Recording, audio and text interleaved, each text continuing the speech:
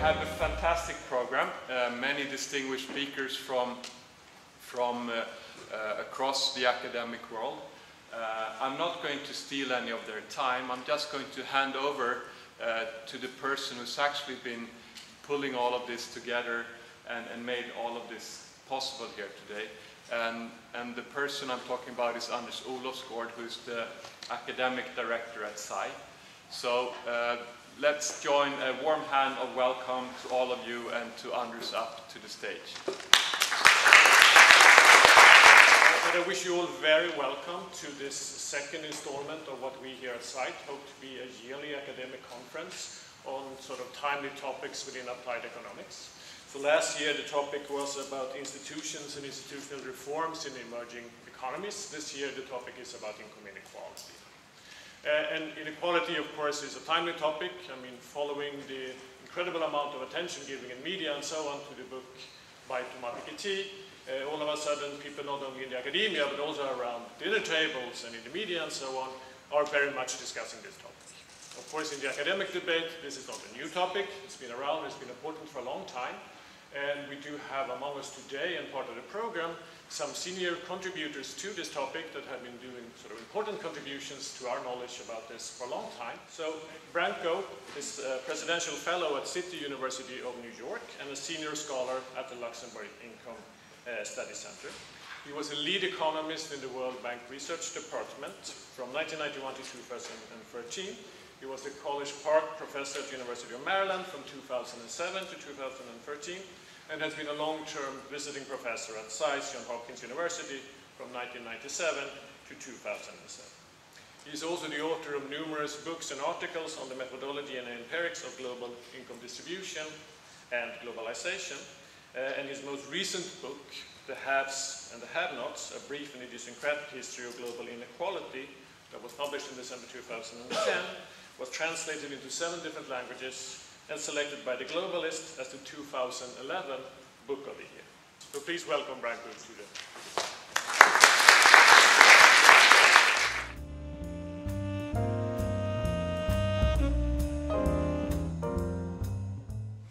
Thanks, SCI, for the invitation and for putting this conference together. As you know, of course, the topic of inequality is a big topic these days. And it's useful to actually, we are of course people who work on inequality, have been working on inequality for a long time, are very happy that this has finally come to pass. So we are all benefiting. I will not, two small points. I will speak for, we have lots of time for my talk and the discussions. I really would not like that my talk take like 90% of the discussion. That would be distributionally unfair.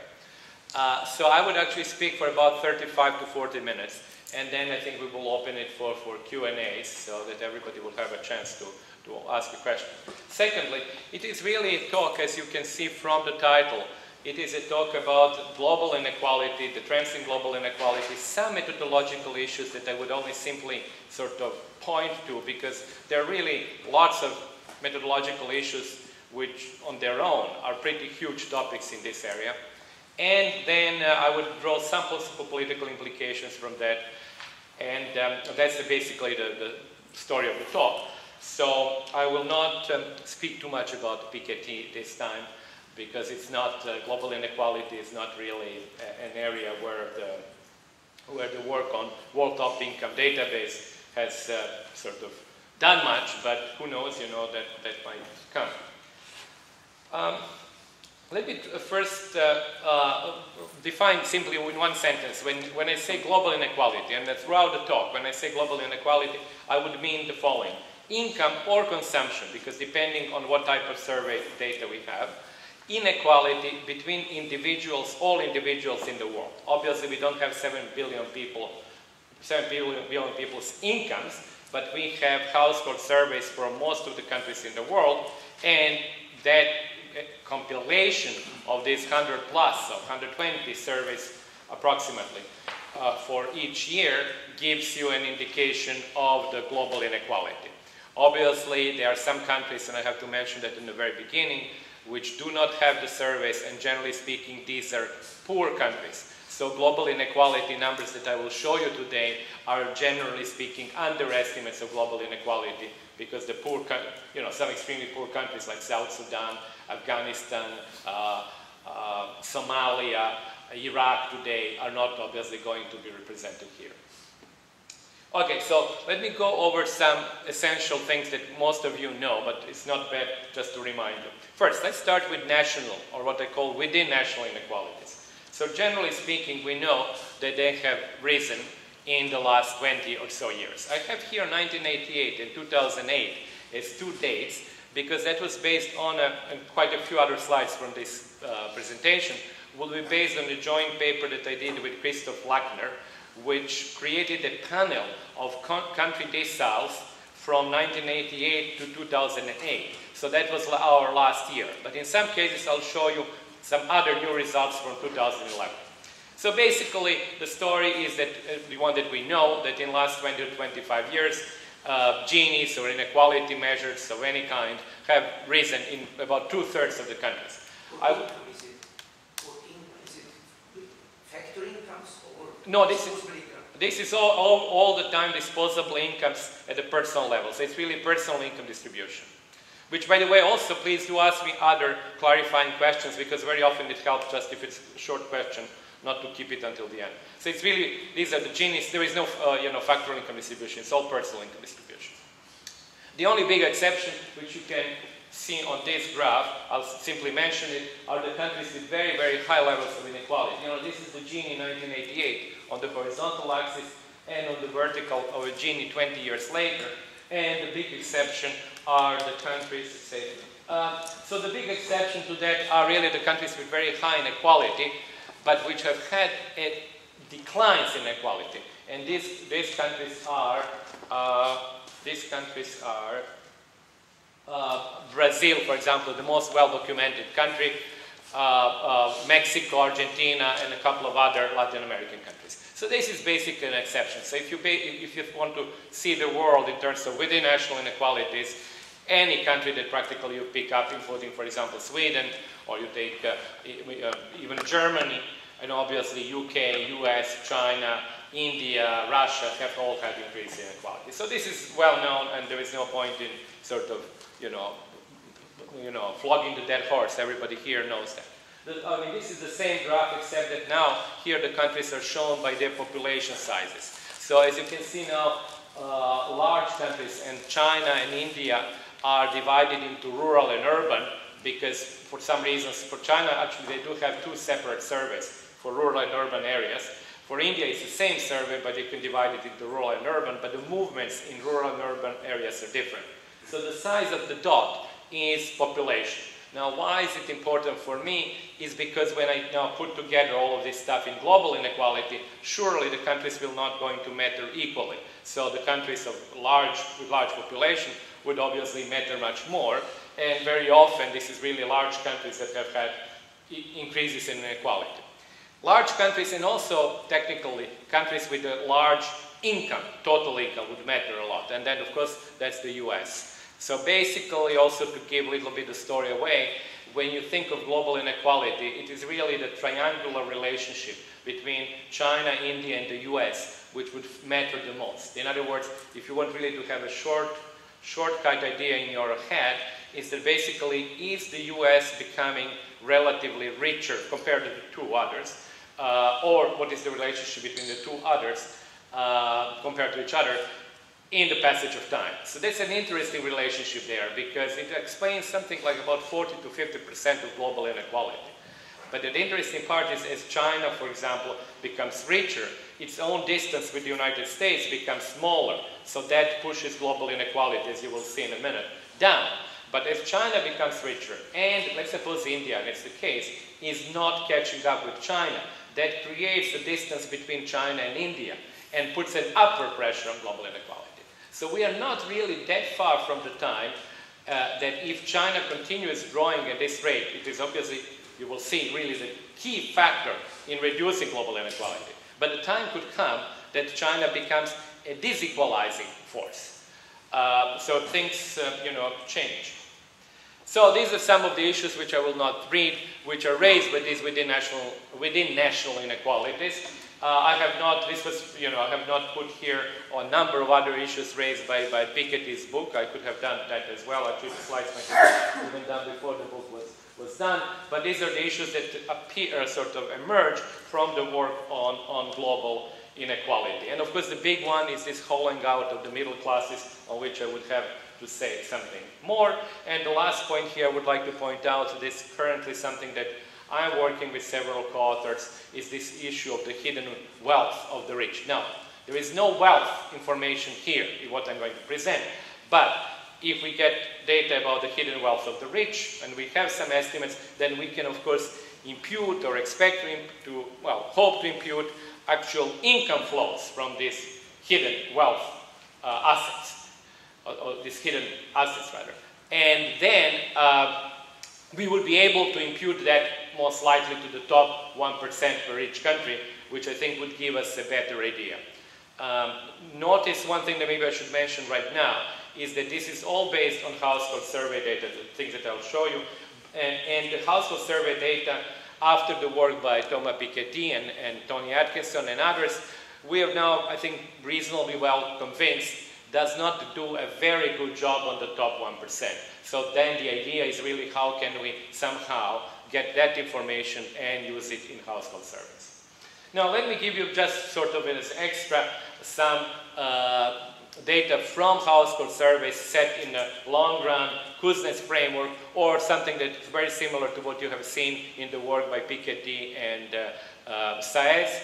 This is actually based on household surveys in the United States. As you can see, that slide is practically the same as the slide that you get using fiscal data from Piketty. So essentially, in the case of the United States, the fiscal data, which focus on the top 1% and of course at the top of the distribution, and the data from household surveys, which focus on the entire, of course, distribution, give you basically the same story of a U-shaped curve, although as you can see here, it is really at the very top now, is still slightly below the 1929 level, but the shape is the same. And one thing that I would like also to show you is something that I show to my students, is that we call it Kuznets and Piketty frames. Our usual frame was a Kuznets frame, and I've done quite a lot of work within that frame. The idea being, this is like long-term Gini coefficients for the UK and the US. This is, again, the two countries for which we have the longest term data with household surveys and social tables. Actually, some early data that you can see from 1688 and so on is based on social tables. And the Kuznets frame was like this, inverted U curve, really made lots of sense, and we were generally, despite all the problems that Kuznets had from the beginning, it is still the workhorse of inequality economics. Now this is the red one, is what I call the Piketty frame. As you can see, it's the same data, underlying data, but your approach and the way that you cut this data or slice this data is a little bit different. If you slice it with the Kuznets frame, you really have to leave out the last 20 years because it doesn't fit into that. If you slice it with the Piketty frame, with the red one, then you have a U-shaped curve with all the explanations from the book that you know. And that explanation, of course, is different from the standard explanation that we had with the Kuznets approach. And I would just simply say, this is, last graph from this within national inequalities. I personally am not, I'm of course a big fan of Piketty's book, as many of you might know. And I think it's actually a watershed book in economics, not only in equality economics, but generally. But, I'm not ready entirely to dismiss the Kuznets approach. I believe that we may have been witnessing waves. So I'm actually thinking of Kuznets waves. So not only one curve, but actually there could be industrial revolution or something else which produces Kuznets waves. And if you look at the results for Brazil, which is here on the left, and even possibly for China, depending on how inequality proceeds in the next 10 years, you can actually see some kind of a Kuznetsevian motion there.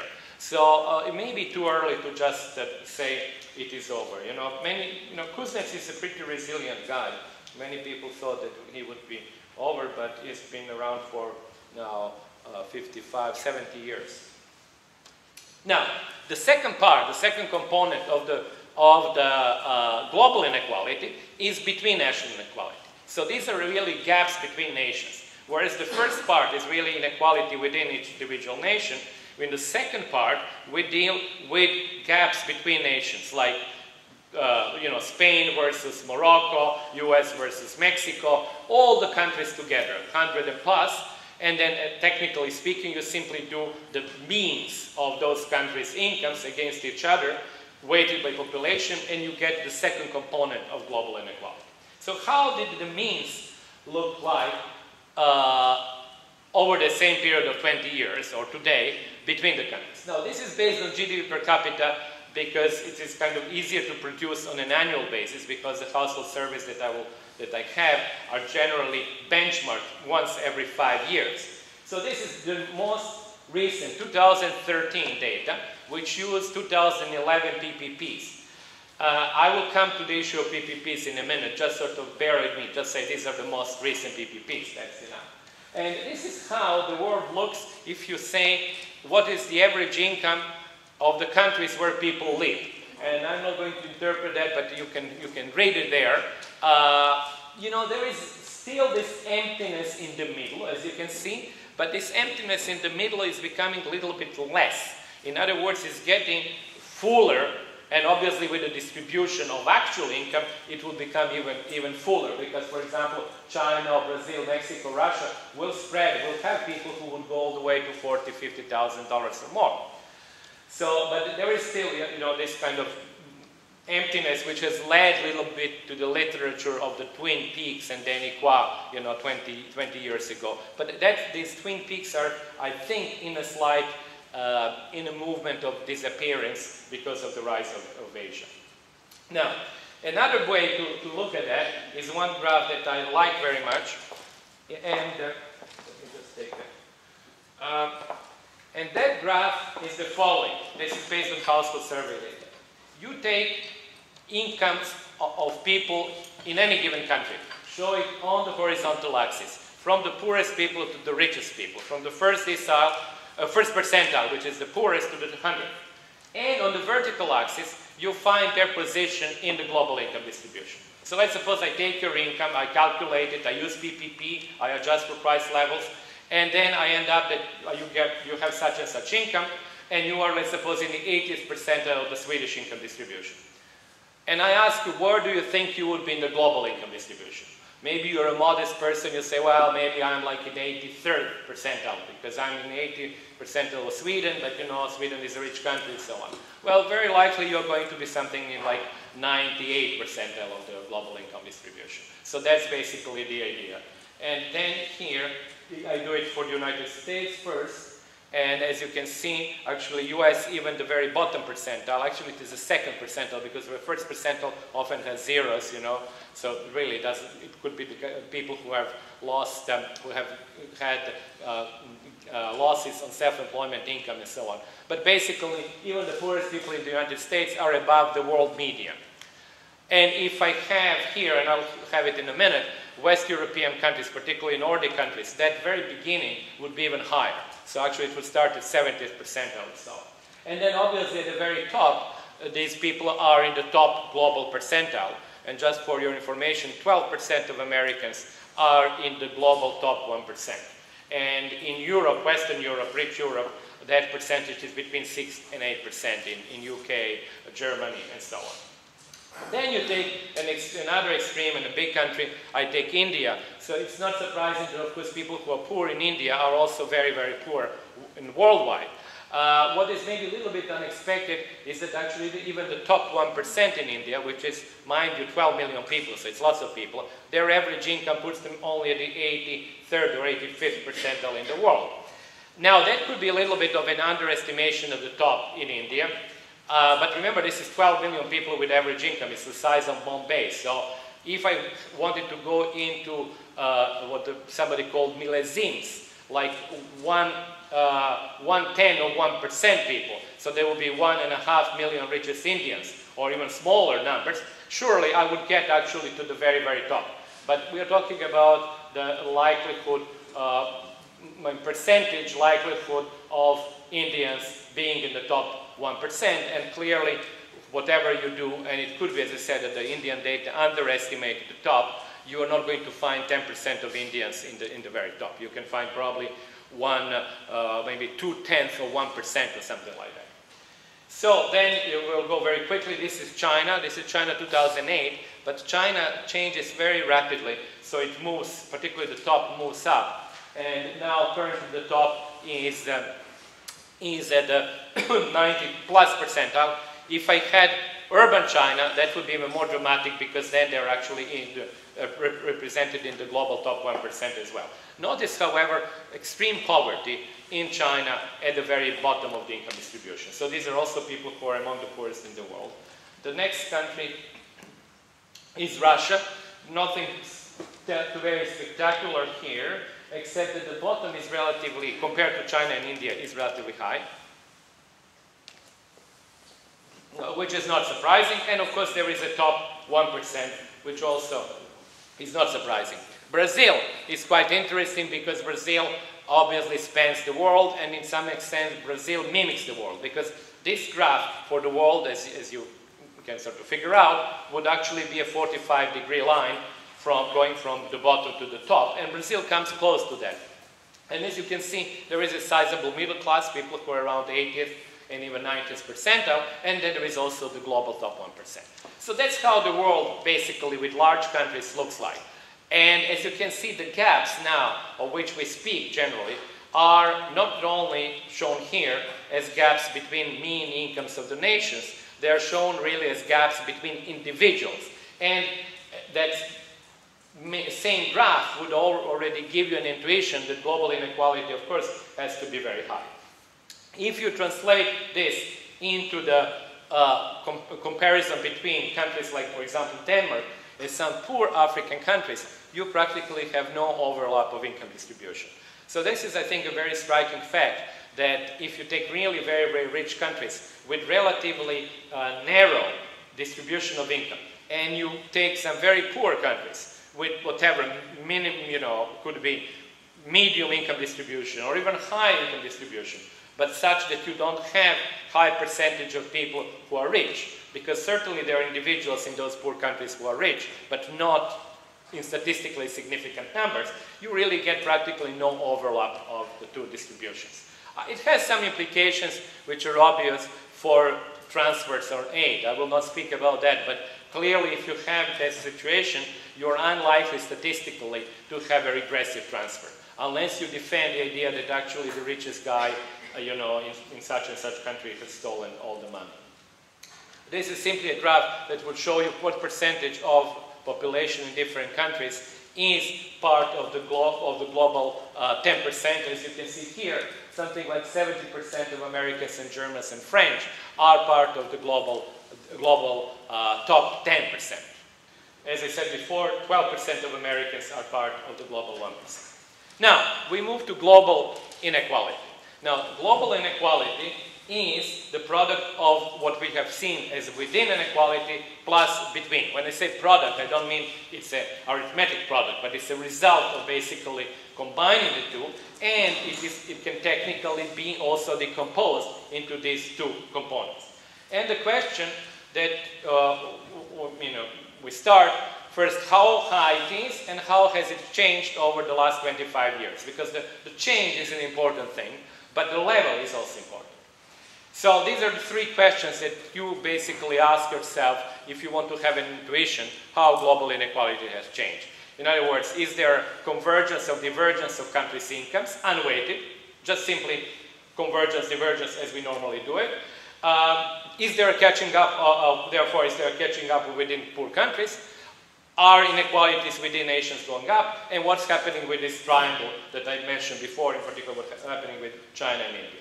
So I will go quickly through this graph. This is like one of my key graphs, which I call the mother of all inequality disputes, but I will go relatively quickly. This graph shows you, this is based all again on the new data. And this is now, I'll show you here GDP numbers and disposable income numbers from household surveys. This is the GDP numbers, and it's basically showing you the Gini coefficient is on the vertical axis, years are on the horizontal, showing you inequality over the last, whatever, 65 years, measured simply by unweighted difference Gini of the unweighted GDP per capita in PPP terms of the countries. Now notice just very, very quickly, here the beginning of the divergence, actually increasing divergence partly also driven by the 2 decades of really declines in Africa, South America, and or stagnation, and Eastern Europe. And then the end of divergence, this is an interesting period, around 2000 or so, divergence of unweighted GDPs stops. In other words, the poorer countries now tend to grow faster than the rich countries. So that's an interesting development. As you can see, it kind of continues. In the last couple of years it has stopped. But there is a convergence in that sense, not individuals, countries, over the last 10 years or so. Now, the next line is very important, because this is the GDP per capita again, but weighted by population. Now, nobody's going to be surprised if you think what is to see what's happening here is that basically it is really driven by, this dot should not be there, yeah. It is basically driven by China's extraordinary growth, because now big countries matter much more. And if there is a big poor country which is growing a lot, then it's going to drive inequality down. So this is a very important point. Everything that I would say about the decline of global inequality between individuals would be to a very large extent driven by the rise of China. And underlying this rise of China is the rise of the median or mean income of China, which then obviously spreads unevenly across the population and pushes global inequality down. And that's shown in this blue line. As I put this last number, the Gini of that blue line is now 52. Now, obviously, the global Gini has to be higher because you have to include now within national inequality. And this global Gini is given by these dots, which are calculated at something like 3 to 5 year intervals. And the reason why not calculate every year, because I don't have household surveys from all the countries every year. And as you can see, they are on the downward slide now, from about 2000 approximately. So if you want to be very optimistic, you have then the following movements in the last 15 years. You have continuation of very high rates of growth of populous poor countries, which is shown in the blue line and which pushes global inequality down. You have basically an end to increased within national inequalities. They are not rising that much anymore. And third, you have the beginning of convergence between country incomes, shown by the red line, which also went down. So these are very hopeful developments from global inequality. I will come in a minute what are the negative developments. But these are, if you want to focus on the positive, these are 3 big positive developments. Furthermore, what has happened? This is what I called concept 3 inequality. This is the global inequality. Furthermore, and I want to just very briefly mention that, what has happened with the new PPP numbers has added yet an additional, how should I say, dampening factor to global inequality at the level stage, no longer the change. Because what happened with the new GDP, with the new PPP numbers, which, as you know, measure the price levels in all the countries, it turned out now that China and India have actually lower price level than they were assigned or estimated in 2005. And not only them, many countries, actually, they are here, I'm actually representing them against the previous PPP numbers. And what it does, it makes poorer countries richer with respect to the rich countries where the PPP changes were almost zero. So that means that the global inequality and global poverty go down. So there is yet another, you might say, sort of a purely accounting, but it's a real, if you believe in these new numbers, it's a real factor showing that the price levels in China and India are lower. Consequently, the incomes in local currency that we use for household surveys are actually made higher in PPP international dollar terms. And just to give you an idea of the revisions in some cases are really stunning. Like Indonesia's income goes up almost by double, by 90%. As you can see, China 17, India 26%, and so forth. And then I put it also by different regions. And you can see then population weighted, or just simply all the countries unweighted. But you see basically Africa and Asia get a boost of about 1/3 of their income. Eastern Europe 24%, Latin America 70%, and the rich world 2%. So essentially what has happened is that there was a re-evaluation of income levels, and the revaluation came up with higher numbers for the poor countries. Now I have not yet included all of that. There are many reasons, including the fact that the World Bank, when it comes to the use of the new PPP numbers for poverty calculation, has been sitting on the fence, has not yet incorporated it. And I think I should go together with them, because basically global inequality and global poverty go together. Partly I didn't have the time, or maybe I was lazy, to recalculate everything now with these new PPPs. It's not a difficult issue, but it does require some work. I will actually have to change all of my numbers, which I already did once when the 2005 PPPs came out. But what is dramatic here is that that blue line, which I already have shown you, now with the population-weighted GDPs, now becomes even more dramatically declining. So you see this number 47, and it was 52 in the other case. We are basically now getting a decline of global inequality on the account of this change of between 3 to 4 Gini points. So whatever was the global inequality until yesterday will now become global inequality lower by 3 to 4 Gini points on the account of the new PPP. This is a substantial change. Mind you, it is a change in the level, the change in the shape, and the trend is going to remain more or less the same. It will change slightly, it actually I know that, but the level is going to go down. And now I will show you the level. Simply give you first the population coverage of household surveys. This is all disposable income now or consumption. And as you can see, normally it's about 93–94%. My 2011 data are not finished yet. I'm actually sort of not releasing them yet because it is not full. As you can see, I have large missing gaps still with Africa, and the total population is only 83% of the world. But generally speaking, it's more than 90%, and with a caveat that I mentioned before of poor countries not being included. Now, how does this global inequality look like?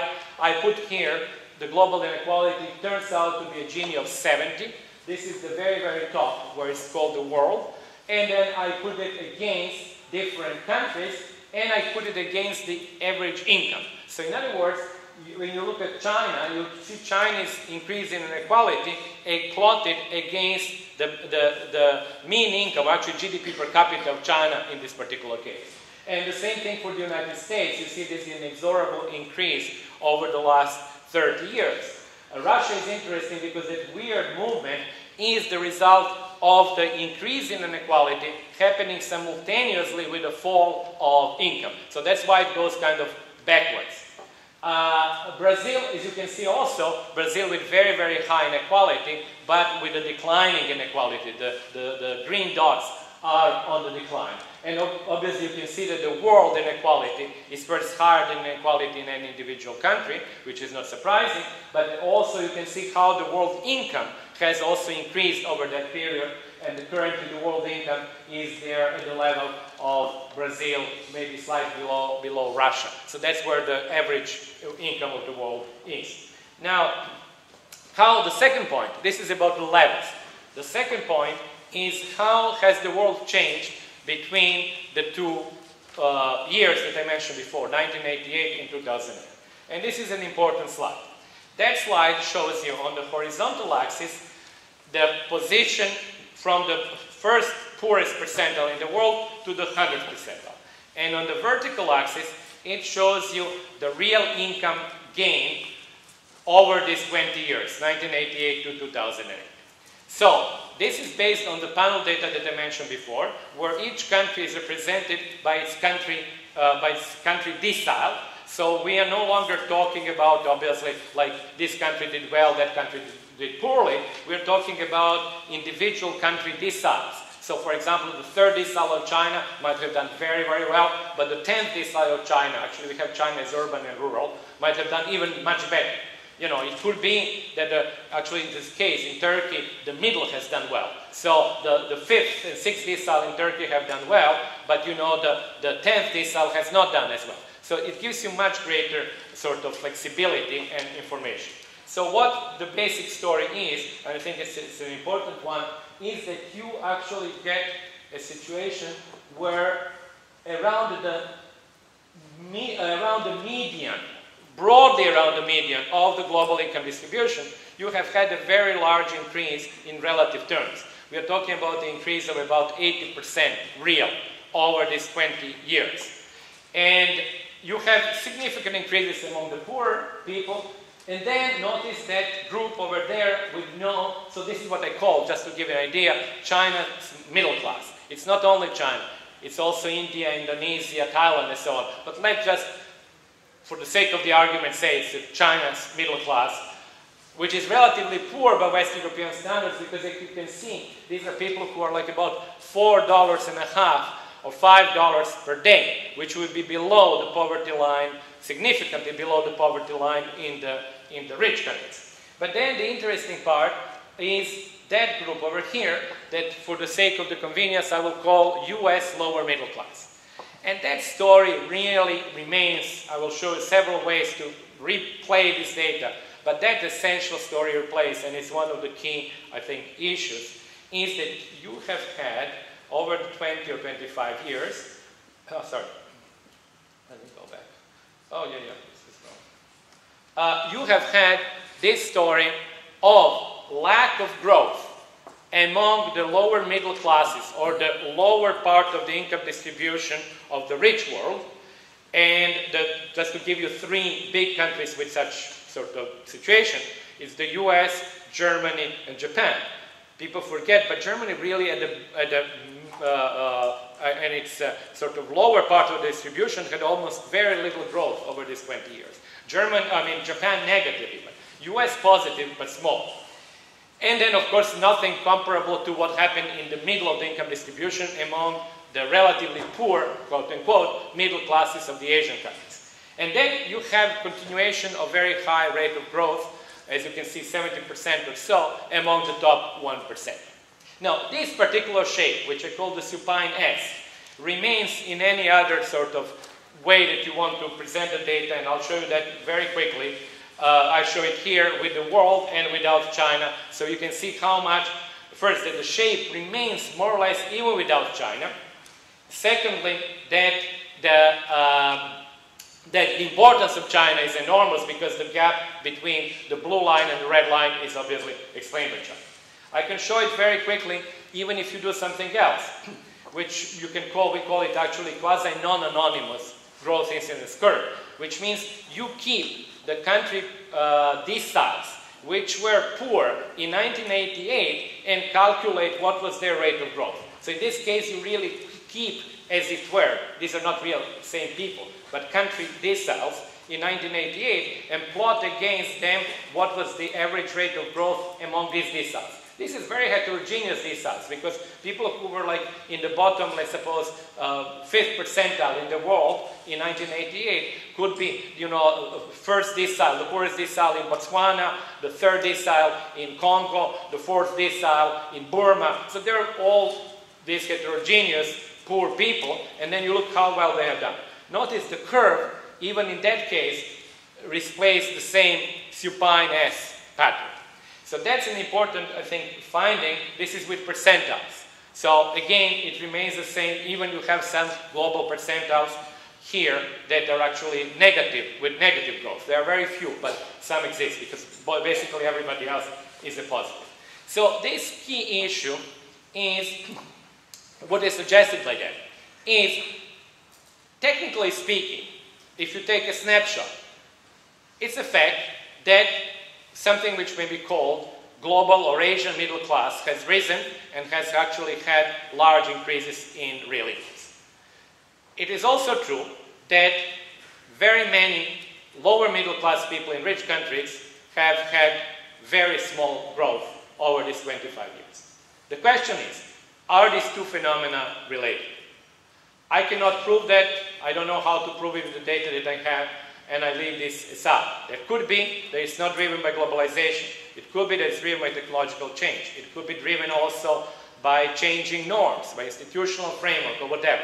But whatever you believe, I don't think that the link between that development and globalization could be totally excluded, and it has, I believe, to provide at least part of the explanation. And even if it provides very little of the explanation, which I don't believe, in the minds of people, the two are going to be linked. And that leads us to the political issue that, if I want to put it bluntly, that the stagnation of the middle class in the rich countries may be related to the growth of incomes of the middle classes in Asia. Now, if you really are cosmopolitan in nature, the two developments are, that development is not a bad thing, because poorer people are getting richer, whereas already pretty rich people, globally speaking, are just staying where they were before. So if you were within the same country, that would not be something which you would be very unhappy with necessarily. However, the world is not one country. So, politically speaking, I think it raises, and that's why I had this political word in my presentation, it raises a political issue, because obviously these people who have not seen growth are not going to be happy, and they work within the political framework of their own countries. So the question that one can ask that is, if the current wave of globalization and what we have seen of this supineness is just the first wave of another 3 or 4 waves, because mind you, the world is extremely unequal, and there are many, many more poor, large countries coming behind China. China is already now moving towards the middle. So if there are new waves, and if you want to be very pessimistic and say, well, let's suppose that we have 50 years of absence of growth among relatively poor people in rich countries, so that maybe at some point the two distributions in the middle sort of converge. The Western stays the same, and then, India, Nigeria, and Indonesia start increasing and eventually converge. How would that play for the future of democracy in the next 50 years in the rich countries? I'm less concerned in that sense for democracy in poorer countries, because if you are optimistic, you can say the rise of the middle class would also drive democratic developments there. But the question is actually, how would it play in rich countries? And I will not have the time to speak about that, because I'm at the end of my time now. But I can see obviously two possibilities, none of which is necessarily great. One, which we already see, is plutocracy, which basically I think would be good for globalization, because plutocracies in individual rich countries would maintain globalization, since it is generally in their interest, and they have a sort of, I would say, using Marxist terminology, a class alliance between the rich people in rich countries and poor people in poor countries. They might even be in favor of migration, a topic which I will not talk today much, but it is still in the slides, so if you take the slides you will find it. Or the other possibility, which also we see in Europe, the first one I think US is a much more emblematic, plutocracy. The second one is populism, where actually the resentment against globalization can be turned into a resentment against immigrants, or in that case, we will see a backsliding. It's very hard to do backsliding in globalization, but it's not impossible, but that could be another reaction. So neither of these two, I think, are necessarily good reactions, but if you believe these numbers, and if you believe causality, and if you believe something which I sort of made up right now, then you might actually see that it's not maybe totally unreasonable.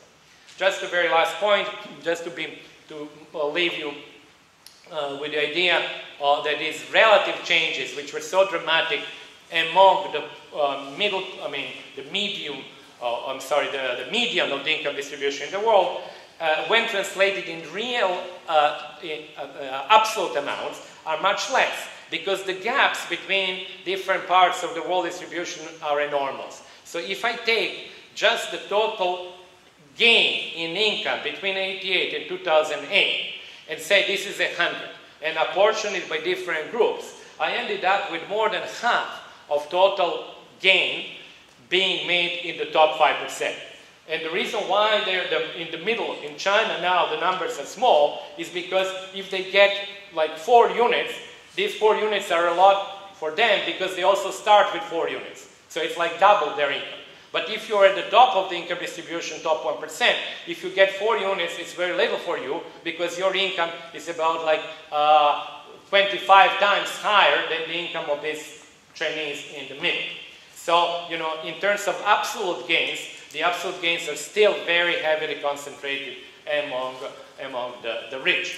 Which of course leads you to the issue whether we should really look at absolute gains, relative gains. I'm not going to engage into that. There is of course a paper by Brandolini and Atkinson on that we should really look at absolute income inequality. But I'm a conservative guy. I actually look at the relative. This is just simply a slide to represent what I said before, is that if you take these 2 slices where there was largest increases in income and stagnation of income, about 90% of countries there are, in one case with these high dots, are actually, as you can see, urban China, rural China, different deciles there. You know, second decile in the urban, third decile in the rural, and so on, or actually higher deciles in both cases. And the second graph shows you, again, the dark dots are OECD countries. You know, different lower deciles from OECD countries. 90% of the deciles which had no growth are from OECD countries. If you take out transition countries, then you still end up with 72% of the deciles from the rich countries. So basically that's what I already said before. This is a simple illustration of the Chinese catch-up, which I take the relatively low decile in the US and relatively high decile in China. And of course then you see this dramatic closing of the gap between the two. And I think I'm actually going to, I should be stopping here now. And just to show finally something which was implied, what is this called emerging global middle class. And you can see the distribution now in 88 and 2008. Now, mind you, these are now actual people. So it is like the distribution of the world as if it were one country.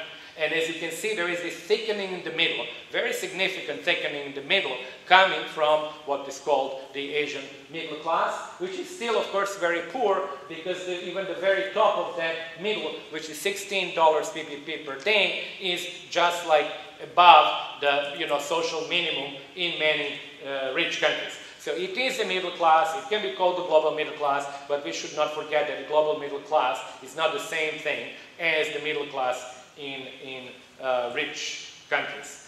And I will stop with this, political issues, because I already alluded to one of them, which is the key one, is the hollowing out of the middle classes in the rich world and the relationship with the rise of Asia. And there are a few others which might come up in a discussion. Just to tell you, the citizenship rent is the fact that still most of your income is determined by where you live. And that for 97% of the people of the world, where you live is where you were born. And that raises some potential political philosophy issues, whether there should be, or there is clearly no global inequality of opportunity, but whether global inequality of opportunity should be a topic or not.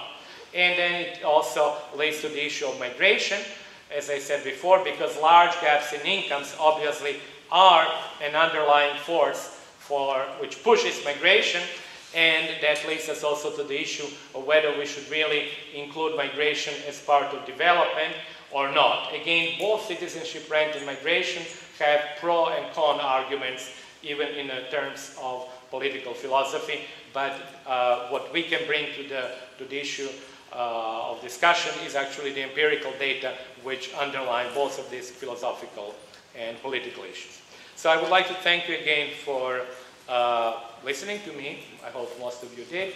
And then, of course, I think now we will go for Q&A. Right.